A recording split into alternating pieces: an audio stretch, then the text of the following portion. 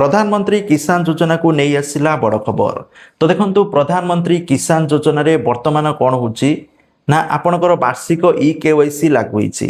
वार्षिक केवाईसी माने होची आपनको प्रति वर्ष केवाईसी करिवा पई पड़िबो।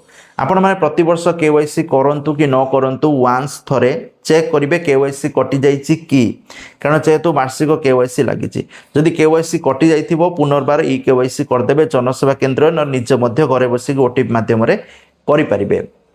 पीएम किसान योजनार परवर्ती किस्ती आपण मानू केबे मिलिबो ना पीएम किसान योजनार जो परवर्ती किस्ती रहिला आपण मानू ता अक्टोबर मासरे मिलिबो बोली तथ्य रहउची। कारण देखंतु जून मासरे मिलिला 23तम किस्ती आ 24तम किस्ती आपन को अक्टोबर मासरे मिलिबो। प्रति 4 मासरे गोटे किस्ती मिली थाए, तेनु सेही हिसाब रे आपन को अक्टोबर मासरे नेक्स्ट किस्ती मिलिबो बोली तथ्य रहउची।